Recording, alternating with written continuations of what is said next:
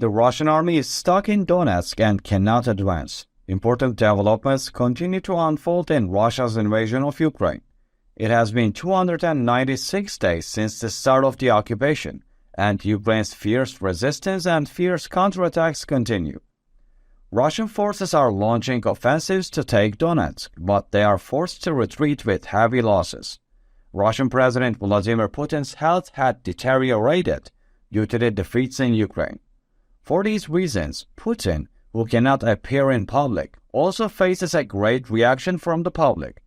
The image of Putin, who tries to maintain his power by imprisoning or exiling his political rivals, has been destroyed in Ukraine. Putin's armed forces, which try to give the world the image of a strong leader and a strong army, have so far suffered nearly 100,000 casualties in Ukraine. The war in Ukraine is now stuck in the Donbas region, specifically in Donetsk. In order to prevent the Russian army from advancing, the Ukrainian army has shifted a large military force to this region and continues to resist. Part of the Donbas region, which was the main reason why Russian President Vladimir Putin started the war, is now occupied by Russian troops. The war, which started with the attacks of the occupying Russia, continues in a difficult environment such as rain, snow and mud brought by the winter months. Russian and Ukrainian soldiers are fighting on a 1,000-kilometer front line. The Ukrainian army has focused all its attention and concentration on Donetsk. The Ukrainian armed forces, which have also shifted most of their troops from Kharkiv and Kherson to the east of the country, have neutralized thousands of Russian invaders in the last month. Ukrainian forces who control the city of Liman in the Donetsk region are trying to prevent the Russians from entering the region. In the last 60 days, the Russian occupying forces have attempted hundreds of attacks to occupy the cities of Bakhmut and Soledar in the Donetsk region and the surrounding settlements.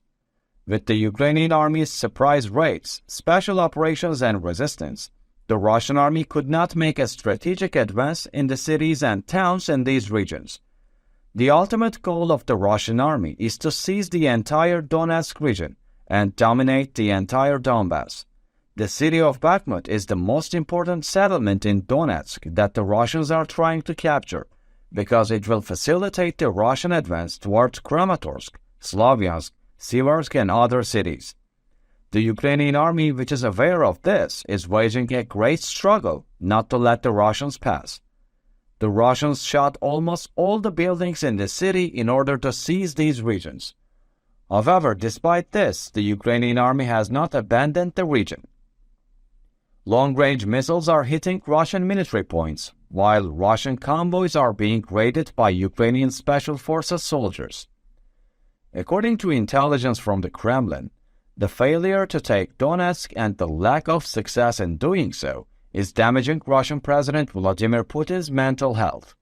Some military experts believe that, because of Putin's stubbornness, it will take less than a year to destroy almost the entire Russian army sent to Ukraine. The Ukrainian army also has a large military force in Soledar, which the Russian army has identified as a strategic target. The Ukrainian army, which has also deployed anti-radar missile systems in the region, is hitting critical Russian targets from there. The Russian army tried to attack the region with airplanes, but the Ukrainian army's air defense systems inflicted significant losses on the Russian air fleet.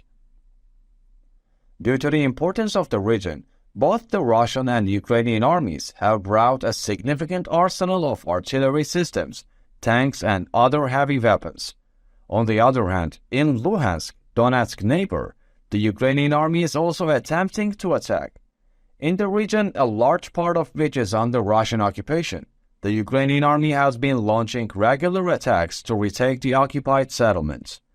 The first goal of the Ukrainian army is to capture the cities of Lysychansk and Severodonetsk.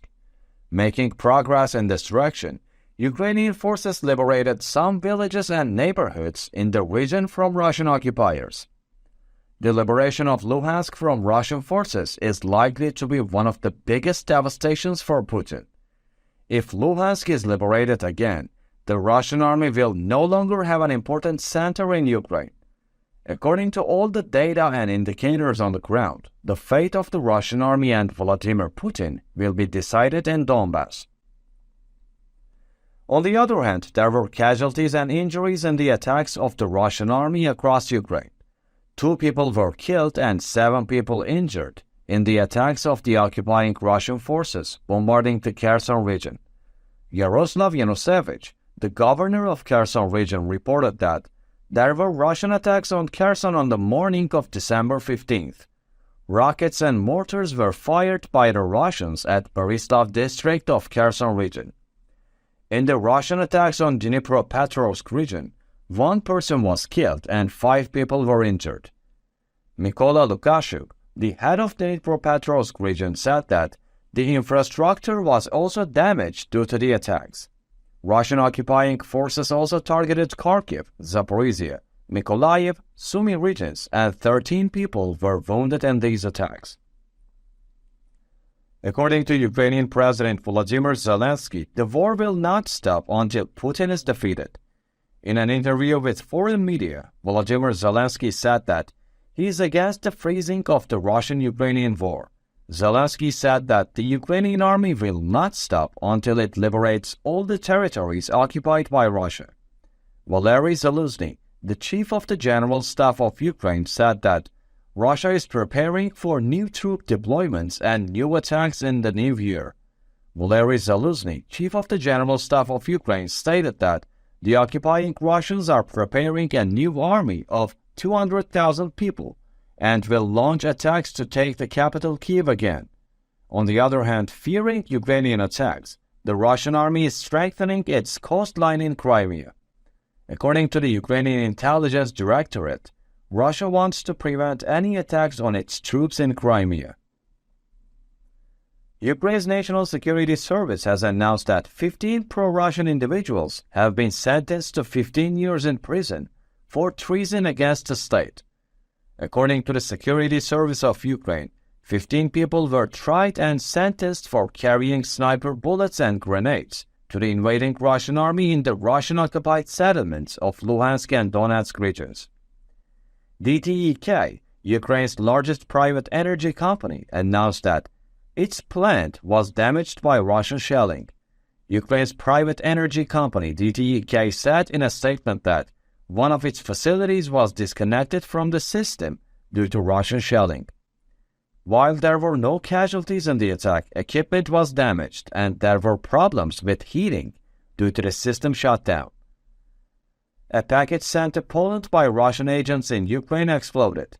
A package sent from Ukraine to the office of Yaroslav Szymczyk, Director General of the Polish National Police, exploded. Yaroslav Szymczyk was injured as a result of the explosion.